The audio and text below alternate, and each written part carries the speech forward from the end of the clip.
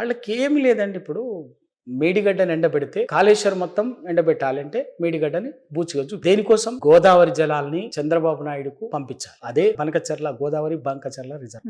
దానికి అడ్డంకిగా ఉంది మేడిగడ్డ.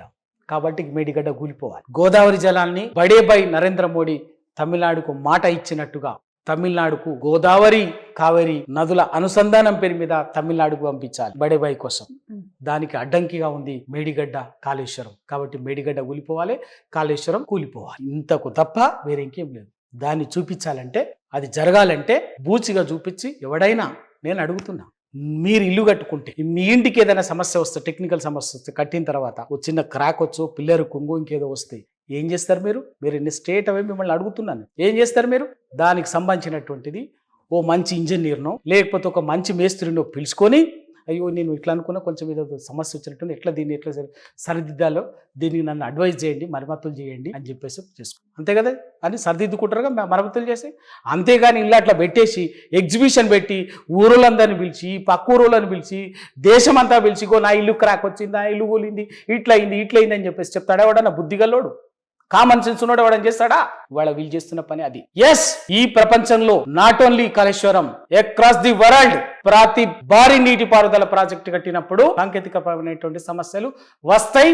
వచ్చింది నిజం. బాక్రా నగర్ ప్రాజెక్టులు కట్టినప్పుడు రాలేదా? నాగార్జున సాగర్ ప్రాజెక్టులు కట్టినప్పుడు రాలేదా? శ్రీశైలం ప్రాజెక్టులు కట్టినప్పుడు రాలేదా? ఏ ప్రాజెక్టులు కట్టిన మరి అప్పుడు ఇట్లనే చేసిందా? సమస్యలు వచ్చినప్పుడు వెంటనే ఆ సమస్యలను ఇంజనీర్లను పిలిచి ఇంకా గొప్ప దానికి ఇంకా సమస్యని ఎక్స్పర్ట్స్ని, స్పెషలైజ్డ్ ఎక్స్పర్ట్స్ని పిలిచి ఆ సమస్యని సరిదిద్ది రిపేర్ చేసి ఆ ప్రాజెక్టు వాడుకుంటారు. కానీ వీళ్ళు చిన్నది వచ్చింది కూడా, చిన్న సమస్య వచ్చింది, మొత్తం రాలే. వచ్చింది ఏంటిది? కాళేశ్వరం ప్రాజెక్ట్ అంటే ఒక మేడిగడ్డనా? మేడిగడ్డ కాదు కదా. మేడిగడ్డ లాంటి 3 బ్యారేజీలు ఉన్నాయి కాళేశ్వరం ప్రాజెక్ట్ లో. మేడిగడ్డ, సుందిల్లా, అన్నారం 3 బ్యారేజీలు ఉన్నాయి. 15 రిజర్వాయర్లు ఉన్నాయి. రంగనాయక సాగరు, అన్నపూర్ణ సాగరు, కొండపోచమ్మ సాగరు, మల్లన్న సాగరు, గంధమల్ల రిజర్వాయరు, బస్వాపూర్ రిజర్వాయర్, ఇటువంటి 15 రిజర్వాయర్లు ఉన్నాయి. 204 కిలోమీటర్ల సొరంగ మార్గం కాలువ ఉన్నది. 1531 కిలోమీటర్ల ఓపెన్ కాలువ ఉన్నది. 19 సబ్ స్టేషన్లు ఉన్నాయి. 21 పంప్ హౌస్లు ఉన్నాయి. వీటన్ని కలిపితే కాళేశ్వరం ప్రాజెక్ట్. ఇక్కడ ఎక్కడ ప్రాజెక్టులో కూడా వీటన్నిటిలో ఎక్కడ సమస్య లేదే. ఇవన్నీ వాడుకుంటున్నామే, ఇవన్నీ యథావిధిగా అద్భుతంగా పనిచేస్తున్నాయి కదా. ఒక్క మేడిగడ్డ బ్యారేజ్ లో 8 బ్లాక్లలో 7వ బ్లాక్ లో 2 పిల్లర్లు కుంగినది. ఆ 2 కుంగినటువంటి వాటిని సరిదిద్ది సాంకేతికంగా ఇవాళ వచ్చేసి సరిదిద్ది ఆ సమస్యను పరిష్కరించుకోవాలి, కానీ వినియోగంలోకి తీసుకురావాలి. ఎన్డీఎస్ఏ కూడా ఏం చెప్పింది? ఎన్డీఎస్ఏ రాజకీయ కుట్రతోటి ఎన్డీఎస్ఏని మీరు ఎంటర్ చేశారు. అయినా కూడా ఎన్డీఎస్ఏ ఏం చెప్పింది? నేషనల్ డ్యామ్ సేఫ్టీ అథారిటీ చాలా స్పష్టంగా తుది నివేదిక ఇచ్చింది కదా మీ ఆదరాబాదరగా. ఆ తుది నివేదిక కూడా ఏం చెప్పింది? కాళేశ్వరం కుంగిపోయిందని చెప్పిందా? కాళేశ్వరం పనికిరాదని చెప్పిందా? కాళేశ్వరం సముద్రంలో కొట్టుకపోయిందని చెప్పిందా? 1,00,000 కోట్లు అయిపోయినాయి అని చెప్పేసి చెప్పిందా? చెప్పండి. చాలా స్పష్టంగా మీరు కేసీఆర్ గారు ప్రతిష్టని దెబ్బతీయటానికి, బదనాం చేయడానికి తీసుకొచ్చినటువంటి ఎన్డీఎస్ఏ కూడా చెప్పింది ఏంటంటే, మేడిగడ్డ బ్యారేజ్లో 7వ బ్లాక్లో 2 పిల్లర్లు కుంగినాయి. ఆ పిల్లలను పూర్తిగా తొలగించి నిర్మాణం చేసి లేదా మరమ్మతులు చేసి యథావిధిగా మేడిగడ్డను ఉపయోగించుకోవాలి కూడా అని ఆ ఎన్డీఎస్ఏ నివేదిక ఇచ్చింది. మరి అదెందుకు చెప్తలేరు? అదెందుకు దాచిపెడుతున్నారు? ఎన్డీఎస్ఏ అని చెప్తున్నారే. ఎన్డీఎస్ఏ ఏం చెప్పిందో చెప్పండి. ఇది కదా చెప్పింది, అబద్ధమా? ఆ 7వ బ్లాక్ లో కుంగిన పిల్లలని సరిదిద్ది మరమ్మతులు చేసి పూర్తిగా యథావిధిగా ఉపయోగించుకోవచ్చు అని చెప్పేసి చెప్పింది అబద్ధమా? అది చెయ్యాలి కదా. ఆ పని చేయకుండా మేడిగడ్డని బూచి ఇప్పటికే 18 నెలలుగా ఎండబెట్టి గోదావరి. ఎందుకంటే ఇది నిరర్ధకమైనటువంటి ప్రాజెక్టు. ఇది మొత్తం నిరుపయోగంగా మార్చేస్తే బజాప్తా తన చంద్రబాబు నాయుడికి అక్కడ బనకచర్ల కోసం 200 టీఎంసీల గోదావరి జలాలని తరలించవచ్చు. తన బడేబాయి నరేంద్ర మోడీ కోరిక మేరకి గోదావరి నుంచి కావేరి అనుసంధానంగా తమిళనాడుకు నీళ్ళని తరలించవచ్చు. తెలంగాణ మాత్రం ఎండబెట్టాలి. తెలంగాణ రైతులు మళ్ళీ బిచ్చగాళ్లలాగా బతకాలి. తెలంగాణ రైతులు మళ్ళీ నీళ్ళ కోసం అరిగోసపడాలి. కరెంటు కోసం ఆత్మహత్యలు చేసుకోవాలి, నీళ్ళ కోసం ఆత్మహత్యలు చేసుకోవాలనేటువంటి ఒక దుస్థితి, దుర్మార్గమైనటువంటి ఒక నయా ఫ్యూడల్ నేచర్ తప్ప వేరే ఫ్యూడల్ స్వభావం తప్ప ఇంకా వేరే ఇంకేమి కాదు. ఇవాళ దానికి పరిష్కారం చూపినటువంటి వాడు కేసీఆర్ కాబట్టి మళ్ళీ వెనక్కి తీసుకుపోవాలని చూస్తున్నారు. ఈ తిక్కుమాలిన పనికి మాలిన రాజకీయ దివాలా కోరు దిగజారుడు రాజకీయాలని బరాబర్గా టీఆర్ఎస్ పార్టీ ఎదిరిస్తుంది. మేము కొట్లాడతాం. తెలంగాణ ఉద్యమం నుంచి ఇవన్నీ నేర్చుకుని ఈ పాఠాలన్నీ నేర్చుకున్నాము. ఎట్లా జరుగుతుంది, ఏం కుట్రలు చేస్తారు, ఆ కుట్రలు వెనుకుంటే లోతులు ఏముంటాయి, ఆ కుట్రల వెనుక దాక్కున్నటువంటి వాళ్ళు ఎవరు ఉంటారు, ఆ దాగుడు మూతల వెనుక ఫలితాలు ఏంది, ఇవన్నీ మాకు తెలుసు. అందుకే వాటన్నిటికి విరుగుడుగానే బరాబర్గా ప్రజాక్షేత్రంలో ఏవి వదిలిపెట్టాం. చర్చ జరగనియని. ఇవాళ విద్యుత్ ఒప్పందాల మీద చర్చ విచారణ ఇస్తారు.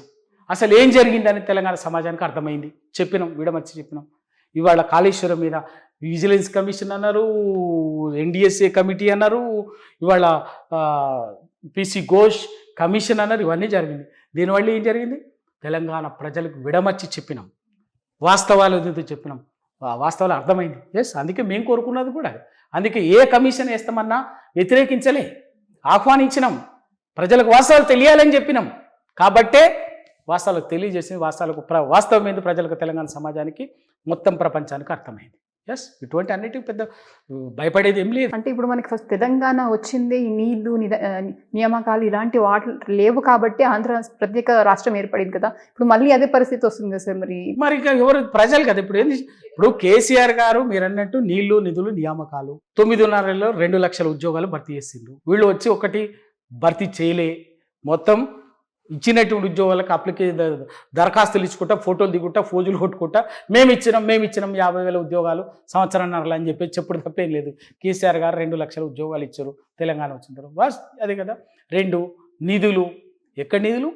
తెలంగాణ మీరు 70 ఏండ్లల్లా తెలంగాణ పొలాలను ఎండబెడితే, తెలంగాణ ప్రజలు విషం నీళ్లు దాపితే, చెరువులను గండ్లు పూడిస్తే, ఇవి మొత్తం చేస్తే కూడా వీటన్నిటి పరిష్కారం చేసి వాటన్నిటి కోసం నిధులు, ఇక్కడి నిధులను ఇక్కడే ఖర్చు పెట్టిండు. నీళ్లు. 3వది నీళ్లు. ఇలా గోదావరి నది పేరు మీద కాళేశ్వరం నుంచి తెలంగాణ, ఎక్కడి కాళేశ్వరము, ఎక్కడి మేడిగడ్డ, ఎక్కడి కోదాడ, సూర్యాపేట, ఎన్నడన్నా ఎస్ఆర్ఎస్పి సెకండ్ ఫేజ్కు చుక్క నీళ్ళు ఇచ్చిరా? Sriram Sagar SRSP second phase ఎన్నడన్నా ఒక్కరోజు చుక్క నీళ్ళు ఇచ్చిందా? ఇవాళ ఎస్ఆర్ఎస్పి సెకండ్ ఫేజ్ కింద ఇదే వరంగల్, ఉమ్మడి వరంగల్ జిల్లా డోర్నకల్ నుంచి పాలకుర్తి, డోర్నకల్, తుంగతుర్తి, సూర్యాపేట, కోదాడదంకా గోదావరి జలాలు వచ్చినాయి. నిజమే కదా, నీళ్ళు వచ్చినాయి కదా. ఇక్కడ పడ్డ వర్షాన్ని ఇక్కడి చెరువుల్లోనే ఒడిసి పట్టి చెరువులని నింపి పెట్టింది. నిజమే కదా. కృష్ణా మీద సంవత్సరాల నుంచి పెండింగ్ లో ఉన్నటువంటి జూరాల, భీమా, కోయిల్ సాగర్, నెట్టెంపాడు, కల్వకుర్తి, వీటన్నిటిని యుద్ధ ప్రాతిపదికన కేసీఆర్ గారు తెలంగాణ వచ్చిన వెంటనే పూర్తి చేసి వలసల పాలమూరుని ఇవాళ పచ్చగా చేసింది. నిజమే కదా. ఇదే మహబూబ్ నగర్ తెలంగాణ రాష్ట్రం రానంత వరకు ఏ విధంగా ఉండే? ప్రతి సంవత్సరానికి 15 లక్షల మంది బతుకు తెరువు కోసం పొలాలు, భూములు, ఊర్లు వదిలిపెట్టి దేశమంతా వలస బయటటువంటి వాళ్ళు, వలస కార్మికులుగా బయటవాళ్ళు, భూములు వదిలిపెట్టి ఎడారిలాగా ఉంటుండే. మరి వీళ్ళు ఎందుకు పచ్చగా అయింది? మీరు ఎందుకో నీళ్ళు ఇవ్వలే, గోదావరి నీళ్ళు, కృష్ణా నీళ్ళు, ఎందుకో భీమాని, నెట్టెంపాడిని 30-40 ఏళ్ళు ఎందుకో పూర్తి చేయలే, కల్వకుర్తి ఎందుకో పూర్తి చేయలే, ఎస్ఎల్బిసి 40 ఏళ్ళు శంకుస్థాపన చేసి ఇయాలటికి ఎందుకో పూర్తి చేయలే మీరు? అదే కృష్ణా నది మీద తెలంగాణకు సంబంధించిన ఇవన్నీ పెండింగ్ ఉంటాయి. 40-50 ఏళ్ళుగా మొదలు పెడతారు. అట్లా శంకుస్థాపన వేసి చూపించి ఊరించి పెండింగ్లో పెడతారు ఏదో ఒక పేరు మీద. మరి అదే కృష్ణానది మీద బాజాప్తా పోతిరెడ్డిపాడు పేరు మీద, పోతిరెడ్డిపాడు నుంచి ఎక్కడికెక్కడో వెలిగొండ, హంద్రినీవా, ఇంకా అక్కడక్కడ బ్రహ్మాండంగా కృష్ణా జలాలు ఎక్కడికి పోయినాయి, ఎందుకు పోయినాయి? మరి ఆ ఊర్లో ఉన్నటువంటి మహబూబ్ నగర్ ఎందుకు ఎండిపోయింది? నల్గొండకి ఎందుకు రాలేదు? ఇదే శ్రీశైలం ప్రాజెక్టు మీద 2 కాలువలు, ఒకటి SRBC Srisailam right bank canal 30 ఏళ్ల కింద పూర్తయింది. అదే మరి అది రాయలసీమకు సంబంధించి. అదే శ్రీశైలం ప్రాజెక్టు తెలంగాణకు సంబంధించినటువంటి SLBC Srisailam left bank canal 40 ఏళ్ల నుంచి ఇంకా నీలుగుతున్నది. ఎవరు చేసిన పాపం అది? ఎందుకు ఈ కర్మ తెలంగాణకు? తెలంగాణదేమో అంతర్రాష్ట్ర వివాదాలలో ప్రతి ప్రాజెక్టు నిధులలేమితోటి తెలంగాణ నీలుగాలి, అంతర్రాష్ట్ర వివాదాలతోటి తెలంగాణ ప్రాజెక్టుల పెండింగ్లో ఉండాలి, సాంకేతిక సమస్యలతోటి తెలంగాణ ప్రాజెక్టుల పెండింగ్లో ఉండాలి.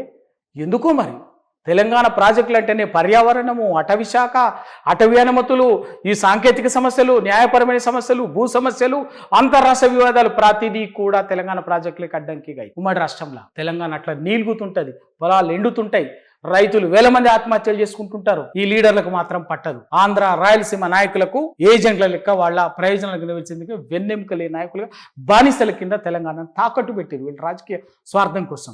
దాని నుంచి ఇవాళ కేసీఆర్ గారు తెలంగాణ వచ్చిన వెంటనే నీళ్లు, నిధులు, నియామకాలు ఎవడు ఒప్పుకున్నా ఒప్పుకోకపోయినా పలికిన పనికి మాలిన వాదాలు ఎన్ని చెప్పినా కూడా తెలంగాణ నీళ్లు, తెలంగాణలో ప్రతి ఎకరానికి ప్రతి మడికి పారేటట్టు చేసిన కేసీఆర్. తెలంగాణ ప్రతి నయ పైసా తెలంగాణకి, తెలంగాణ ఇంటికి, తెలంగాణ ప్రజలకి మంచి కోసం, అభివృద్ధి కోసం, సంక్షేమం కోసం, ప్రగతి కోసమే ఖర్చు పెట్టిండు. ప్రతి ఏర్పడినటువంటి 2 లక్షల ఉద్యోగాల్ని భర్తీ చేసిండు. ఇది కదా వాస్తవము. వాస్తవాన్ని పక్కకు పెట్టి వీళ్ళు చేసే మోసాన్ని, వీళ్ళ వైఫల్యాన్ని, వీళ్ళు చేసే ద్రోహాన్ని కాపిపుచ్చుకోవటం కోసం విషపూరితంగా అబద్ధపు లంగ మాటల్ని, విషపూరిత గోబెల్స్ని మించిన ప్రచారం చేయడం తప్ప ఇంకేం లేదు. ఇప్పుడు 27th జూన్ నాడు పుష్కరాలు వచ్చాయి, గోదావరి పుష్కరాలు వచ్చాయి. ఇక్కడ ఒక కాంగ్రెస్ లీడరే మాట అన్నారు ఏంటంటే, కిషన్ రెడ్డి గారు సెంట్రల్ మినిస్టర్లో ఉండి మన తెలంగాణకి ఏమీ డబ్బులు ఇవ్వలేదు అప్లిఫ్ట్మెంట్ అని కమెంట్ చేశారు. మరి మనం మీ పార్టీ ఎందుకు లేఖలు రాయట్లేదు? ఉన్న నిధులన్నీ ఆంధ్రాకే వెళ్ళాయి, వాళ్ళు ఆల్రెడీ వర్క్స్ అన్ని స్టార్ట్ చేశారు, మనకి ఏం రాలేదు అని కమెంట్ చేశారు. అసలు బీజేపీ మీద కానీ కాంగ్రెస్ మీద కానీ ప్రతి సందర్భంలో అవకాశం వచ్చినప్పుడల్లా, సందర్భం వచ్చినప్పుడు ఫైట్ చేస్తున్నది బీఆర్ఎస్ పార్టీ, టీఆర్ఎస్ఏ, మేమే. నేను ఇందాకనే చెప్పాను కదా, బంకచర్ల పేరు మీద నరేంద్ర మోడీ గారు బంకచర్ల గోదావరి లింక్ అక్కడికి ఇస్తే అక్కడి నుంచి కావేరికి ఎత్తుకపోయి తమిళనాడుకు నీళ్ళు తీసుకుంటే ఎవరు ఏం మా కాంగ్రెస్ మాట్లాడతలేదు, అధికారంలో ఉన్నది. బీజేపీ మీద కాంగ్రెస్ మాట్లాడేది, ఇక్కడ కాంగ్రెస్ మీద బీజేపీ మాట్లాడదు. ఢిల్లీలో మాత్రం కొట్లాడుకుంటారు. తెలంగాణకు వచ్చేసరికి మాత్రం ఇద్దరు ఒకటే కూడా బలుకొని తెలంగాణని ఇష్టం వచ్చినట్టే ఎవరు ప్రయోజనాలకు అనుకుంటామో మారుకుంటాం. నేను చెప్తాను కదా, తెలంగాణకు మీరు చెప్పిన విషయమే కాదు, స్వయంగా కేంద్ర మంత్రి బండి సంజయ్ గారే చెప్పారు, ఆంధ్రాకు తెలంగాణ కంటే 10 రెట్లు నిధులు ఎక్కువ ఇచ్చినామని చెప్పిండు. ఆయన కరీంనగర్ ఎంపీ. ఏం చేస్తాం మన కర్మ. నిన్నెన్నుకున్న ప్రజలు, నువ్వు ప్రాతినిధ్యం వహిస్తున్నటువంటి రాష్ట్రానికి ఏం చేసినావో చెప్పకుండా, కొట్లాడకుండా పక్క రాష్ట్రానికి 10 రెట్లు ఎక్కువ ఇచ్చానని చెప్పినట్టు ఇక మరి గది మనకు పరిస్థితి. బరాబర్ బీజేపీ మీద, కాంగ్రెస్ మీద, రెండిటి మీద తెలంగాణ అస్తిత్వం కోసం, తెలంగాణ ప్రజల అభ్యున్నతి కోసం, తెలంగాణ రాష్ట్ర హక్కుల కోసం నిలబడేది, రాజు లేకుండా కొట్లాడేది ఓన్లీ టీఆర్ఎస్. దాంట్లో ఎవ్వరు ఏం మాట్లాడినా దాని వెనుక ఏదో కుట్ర ఉండి మాట్లాడటం తప్ప ఇంకేమీ లేదు. బరాబర్ కొట్లాడతాం. బీజేపీ మీద పోరాటం చేస్తేనేమన్నా, కాంగ్రెస్ మీద పోరాటం చేస్తే. సెంట్రల్లో కిషన్ రెడ్డి గారి చేతిలో ఉన్నట్టుంది వీటి గురించి. సో మీ బీఆర్ఎస్ నుంచి ఏం యాక్షన్ తీసుకుంటున్నారు సార్ మరి దీని గురించి? ఆ సందర్భం రాలేదు, సందర్భం వచ్చినా తప్పనిసరిగా వదిలిపెట్టేది ఏమీ లేదు. ఇప్పుడే దానికి సంబంధించి ఇప్పుడే మొదలైంది కాబట్టి, అరే గోదావరి పుష్కరాల్ని, కృష్ణా పుష్కరాల్ని తెలంగాణ వచ్చిన తర్వాత అద్భుతంగా నిర్వహించి గోదావరి గొప్పతనాన్ని, కృష్ణానది గొప్పతనాన్ని తెలంగాణలో సమాజానికి చెప్పింది కేసీఆర్ గారు, టీఆర్ఎస్ ప్రభుత్వం. అప్పటి వరకు ఏముండండి, మీకు నాకు అందరు కూడా ఏముండే, గోదావరి అంటే రాజమండ్రి, కృష్ణానది అంటే బెజవాడ, విజయవాడ. తెలంగాణలో గోదావరి నది పారేది కాదు, తెలంగాణలో కృష్ణానది ఉండేది కాదు. కృష్ణానది తెలంగాణ వాళ్ళం కూడా ఏం చేసేది అంటే, మన మైండ్లు, మన భావజాలాన్ని మన మీద అంతగా రుద్దింది ఏంటంటే, గోదావరి నీళ్లు చూడాలంటే రాజమండ్రికి పోయి నెత్తి మీద నీళ్లు చల్లుకొని రావాలి, కృష్ణానదిలో నీళ్లు అంటే విజయవాడ కనకదుర్గమ్మ దగ్గరికి పోయి కృష్ణా నీళ్ళని నెత్తి మీద చల్లుకొని రావాలి తెలంగాణ వాళ్ళం. నా నల్లగొండోడికి అదే పని చేసేది. గోదావరి 100 కిలోమీటర్లు పోయి నా కరీంనగరు, నిజామాబాదు, కరీంనగరు, వరంగల్, ఖమ్మం వాళ్ళు కూడా గదే పోయి పక్కన రాజమండ్రికి పోయి నీళ్లు చల్లుకునేది. అది గోదావరి అంటే తెలంగాణ అని, కృష్ణ అంటే తెలంగాణ అని. నదీమ తల్లులు, ఈ 2 నదీమ తల్లులు తెలంగాణనే. తెలంగాణ వదిలిన తర్వాతనే కిందికి పోతుంది అనేది ప్రపంచానికి అర్థమయ్యేటట్టుగా విడమర్చి చెప్పి, ఈ 2 నదుల గొప్పతనాన్ని తెలంగాణ రాష్ట్రం వచ్చిన తర్వాత పుష్కరాలు నిర్వహించడం ద్వారా తెలంగాణ సమాజానికి, బయట సమాజానికి చెప్పింది కేసీఆర్ గారు, టీఆర్ఎస్. దాంట్లో ఇంకేం లేదు. రేపు గోదావరి పుష్కరాలు మళ్ళీ వస్తాయి. వచ్చినప్పుడు మీరనేటువంటి ఖచ్చితంగా ఏ ఒక్క చిన్న అంశాన్ని కూడా వదులుకోకుండా టీఆర్ఎస్ పార్టీ, అటు కాంగ్రెస్ పార్టీ తెలంగాణ పట్ల అనుచితంగా వ్యవహరించిన, బీజేపీ పార్టీ తెలంగాణ పట్ల అనుచితంగా వ్యవహరించిన వదిలిపెట్టం. బరాబర్గా రాజీ లేకుండా తెలంగాణ అస్తిత్వం కోసం, తెలంగాణ హక్కుల కోసం కొట్లాడుడే, మెడలు వంచుడే. రాజీ లేదు, తల వంచేదే లేదు. మీ గురించి మాట్లాడాలంటే మీరు 97 నుంచి 2011 వరకు కూడా మీరు మీ జర్నలిస్ట్గా వ్యవహరించారు. తర్వాత 97 తర్వాత ఉద్యమాలన్నీ చేస్తూ ఉన్నారు. ఇవన్నీ చూసే కేసీఆర్ గారు మీకు జర్నలిస్ట్ ప్రెసిడెంట్గా పెట్టారు టీజేఎఫ్కి. చీఫ్ సెక్రటరీ గారు శాంతి కుమారి గారు మిమ్మల్ని టాపర్ కార్పొరేషన్, ఫినాన్స్ కార్పొరేషన్కి మీకు చైర్మన్గా చేశారు. సో ఈ రెండిట్లలో మీకు ఏది బెస్ట్ అంటారు? అంటే ఏది బాగా మీరు వ్యవహరించారంటారు ఏ పాత్ర? తెలంగాణ అనేది మా అస్తిత్వానికి సంబంధించి, మా ఆత్మగౌరవానికి సంబంధించింది, స్వీయ పరిపాలనకు సంబంధించి. అందుకే తెలంగాణ కోసం మాకు తెలివచ్చినప్పటి నుంచి 95, 96 నుంచి ఒక సామాజిక అవగాహన చైతన్యం వచ్చినప్పటి నుంచి 95, 96 నుంచి తెలంగాణ కోసం రాజీ లేకుండా నిలబడ్డం, కొట్లాడడం, రాష్ట్రాన్ని సాధించుకున్నాం. అది నాకు నా జీవితంలో అదొక సార్థకత, నా జీవితానికి ఒక సార్థకత చేకూరినటువంటి అంశం. రెండవది మీరు అడిగినటువంటి కార్పొరేషన్ చైర్మన్ అనేది నాకు ఒక రాజకీయ అవకాశం. సాధించుకున్న తెలంగాణ నిజంగా కూడా మాలాగా 69లో తెలంగాణ కోసం 369 మంది చనిపోయారు. 1969 మంది 60 సంవత్సరాలు జరిగిన ఉద్యమంలో వాళ్ళెవ్వరు కూడా తెలంగాణను చూడలే. ఆ తర్వాత చనిపోయిన వాళ్ళే కాదు, వేల మంది తెలంగాణ కోసం పనిచేసినటువంటి వాళ్ళు, జీవితాంతం తనలాడినటువంటి వాళ్ళు తెలంగాణ రాష్ట్రాన్ని కళ్ళ ముందు చూడలే. వాటి కోసం పనిచేసిండ్రు, తెలంగాణ కోసం పనిచేసారు, రాష్ట్ర సాధన కోసం, కానీ కళ్ళ ముందు చూడలే. మేము కొట్లాడినాం, తెలంగాణ కోసం కొట్లాడినాం, తెలంగాణ రాష్ట్రాన్ని సాధించుకున్నాం. అంతకంటే మాకు తృప్తి ఉంది? కాదు. మా జీవితకాల లైఫ్ టైం అచీవ్మెంట్, జీవితకాల అదొక జీవితం, మాకు మా జన్మ ధన్యం, సార్థకత చేయకూడదు. తెలంగాణ రాష్ట్రం కోసం పోరాటం అనేది మా జీవితానికి ఒక అద్భుతమైనటువంటి సార్థకత అనుకుంటాం.